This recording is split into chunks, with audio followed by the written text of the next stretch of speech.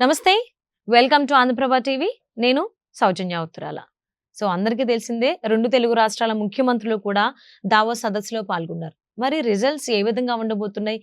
ముఖ్యమంత్రులతో పాటు పరిశ్రమ శాఖ మంత్రులు కూడా వెళ్ళడం జరిగింది. ఏపీ నుంచి అయితే కేంద్ర మంత్రులు అండ్ రాష్ట్ర మంత్రి భరత్ గారు కూడా అందులో పాల్గొన్నారు. మరి రిజల్ట్స్ ఏ విధంగా ఉండబోతున్నాయి ఏంటి?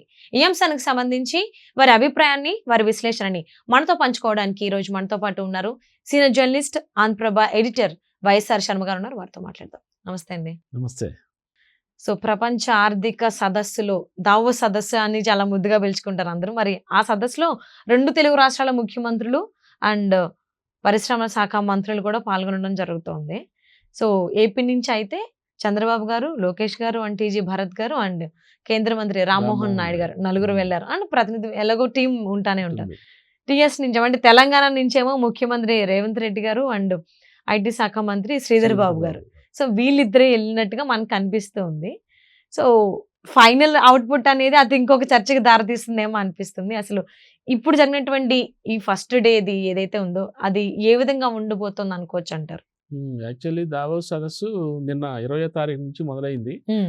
అయితే మన ఏపీ ముఖ్యమంత్రి చంద్రబాబు నాయుడు గారు నిన్న సాయంత్రమే వెళ్ళారు. అక్కడ స్టార్టింగ్ ఏంటంటే ప్రాథమికంగా ఆ జ్యూరిచ్లో ఉన్న తెలుగు ఔత్సాహికులు, పారిశ్రామికవేత్తలు, చుట్టుపక్కల నుంచి వచ్చిన వాళ్ళతో జస్ట్ ఇంటరాక్షన్, ర్యాపోర్ట్ మీటింగ్ జరిపారు. సరే, వాళ్ళకి ఏపీలో జరుగుతున్న పరిణామాలు ఏంటి, వాళ్ళ ప్రభుత్వం చేస్తున్నది ఏమిటి వాళ్ళకి వివరించారు. వాళ్ళని కొంచెం ఇన్స్పైర్ చేస్తూ మాట్లాడారు. ఇక ఇవాళ నుంచి సీరియస్గా మార్నింగ్ నుంచి దావోస్లో బిజినెస్ మీటింగ్స్ మొదలైనవి. ఆల్రెడీ ఇప్పటికి ఏపీ నుంచి వెళ్ళిన వాళ్ళు ఒక 2 మీటింగ్స్లో పార్టిసిపేట్ చేశారు.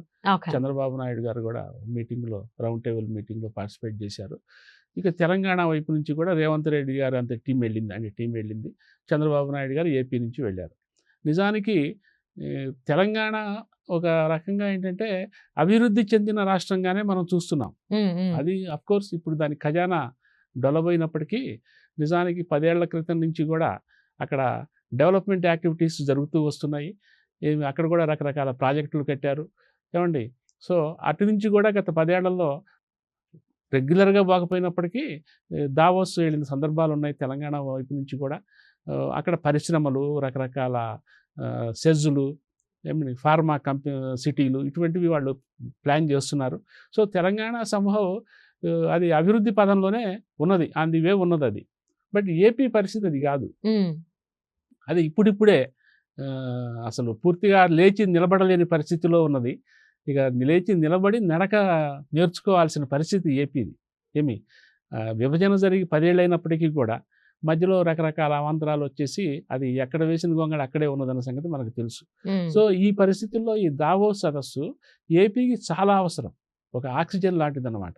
అందుకనే చంద్రబాబు నాయుడు గారు చాలా వెల్ ప్రిపేర్డ్గా అక్కడికి వెళ్ళి మనకి అసలు ఏంటి, మన దిక్సూచి ఏంటి, అక్కడ మనం ఏమి కోరుకోవాలి, ఎవరిని కలవాలి, ఏమేమి అడగాలి, ఎటువంటి పరిశ్రమలు రప్పించాలి, ఆంధ్రప్రదేశ్ సత్వరం ఈ 5 ఏళ్లలో అభివృద్ధి చెందాలంటే డెవలప్మెంట్ పట్టాలు ఎక్కాలంటే ఎటువంటి పరిశ్రమలు అవసరము, అక్కడ మనం ఉన్న సామాజిక భౌగోళిక పరిస్థితులను బట్టి ఆ పరిశ్రమలను ఎంపిక చేసుకోవాలి. ఇదంతా కూడా ఒక రోడ్ మ్యాప్తో ఆయన చాలా వెల్ ప్రిపేర్డ్గా దావోస్లో అడుగుపెట్టారు. అడుగు పెట్టడంతో పాటుగా చంద్రబాబు నాయుడు గారికి నిజానికి దావోస్ కొత్త ఏమీ కాదు. ఇంకా తెలంగాణతో పోలిస్తే చంద్రబాబు నాయుడు గారికి చాలా పాత సభే, అది పాత సదస్సే, అది ఎప్పటి నుంచో ఆయన వెళ్ళొస్తున్నారు.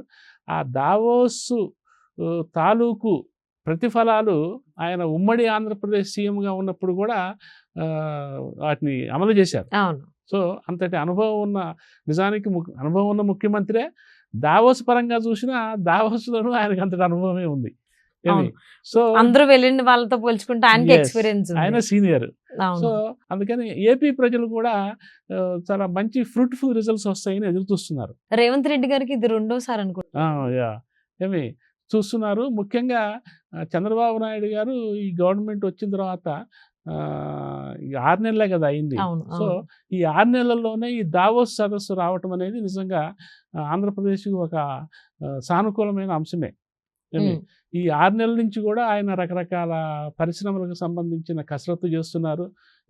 ముఖ్యంగా లోకేష్ ఇప్పటికీ 1-2 సార్లు విదేశాలకు వెళ్ళి ఇండస్ట్రియలిస్ట్ని కలవటము, కంపెనీలను ఆహ్వానించటము, వాళ్ళు వచ్చి ఈ దఫాల వారీగా ఎంఓఏలు కూడా కుదుర్చుకుంటున్న సంఘటనలు, వార్తలు మనం చూస్తున్నాం రోజు కూడా.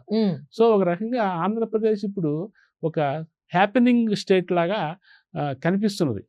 Something is going on. So పట్టాలు ఎక్కుతున్న పరిస్థితి మనకి అనుభూతి చెందుతున్నాం మనం. సో ఈ పరిస్థితుల్లో ఆయన దావోస్ వెళ్ళటం అనేది ఒక శుభ సూచకమే. పైగా Chandrababu Naidu he has his own expertise in convincing foreign companies.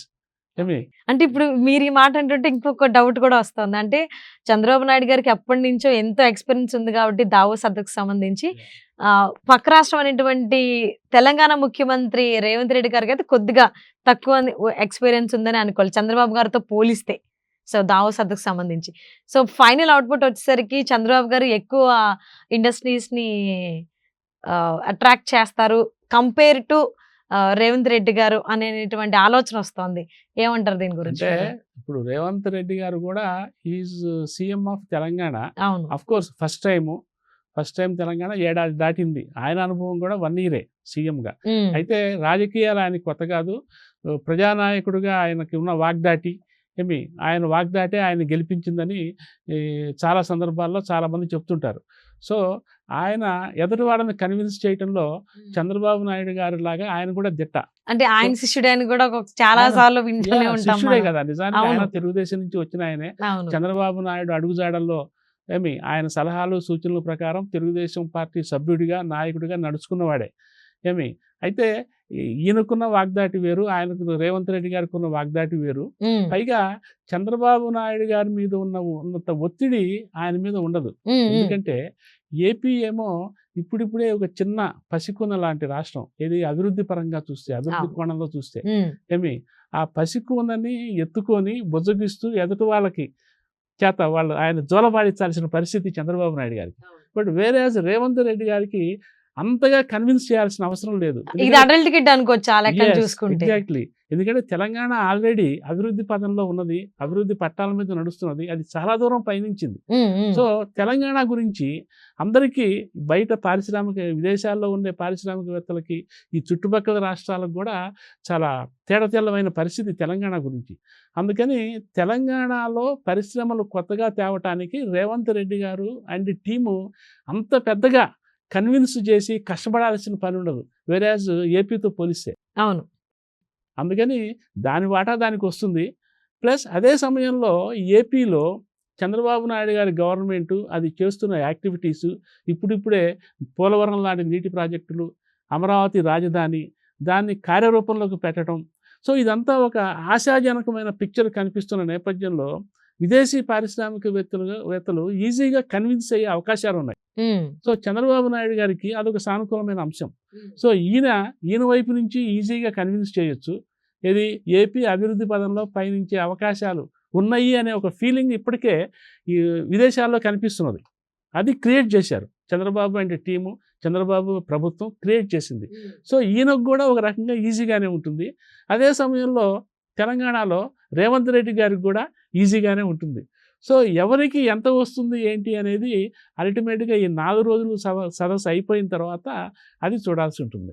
So మరి చూద్దామండి. బాగా ఎక్స్పీరియన్స్ ఉన్నటువంటి ఏపీ ముఖ్యమంత్రి చంద్రబాబు గారు ఎంతమంది పారిశ్రామికవేత్తలను అట్రాక్ట్ చేస్తారు, మరి తెలంగాణ ముఖ్యమంత్రి రేవంత్ రెడ్డి గారు ఇంకెంతమందిని అట్రాక్ట్ చేస్తారో చూద్దాము.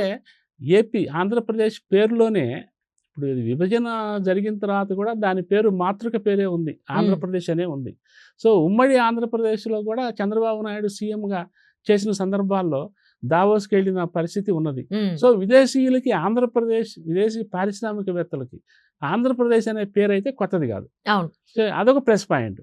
ఇంకోటి ఏంటంటే తెలంగాణ విడిపడిపోయిన తర్వాత దానికి ఉన్న స్వతసిద్ధమైన ఆస్తుల పరంగా చూసిన తర్వాత 10 ఏళ్లలో అది సాధించిన అభివృద్ధి పరంగా చూసినా అది కూడా ఒక కంఫర్టబుల్ పొజిషన్లో ఉంది.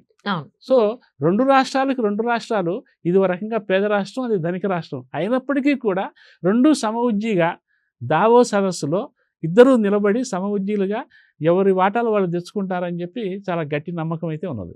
సో మరి చూద్దామండి. ఆల్రెడీ మరి దావోస్ సదస్సులో పాల్గొనబోతున్నటువంటి పెట్టుబడిదారులు కావచ్చు, పారిశ్రామికవేత్తలు కావచ్చు, వాళ్ళకి ఒక ప్లాన్ ఉంటుంది కాబట్టి ఎవరు ఎటువైపు మొగ్గు చూపుతారు ఏంటి, సో ఎంతమంది ఏపీ మీద ఇంట్రెస్ట్ గా ఉన్నారు, తెలంగాణ పైన ఇంట్రెస్ట్ గా ఉన్నారో చూద్దాం రాబోయే రోజుల్లో. Thank you so much Sharma గారు. Thank you.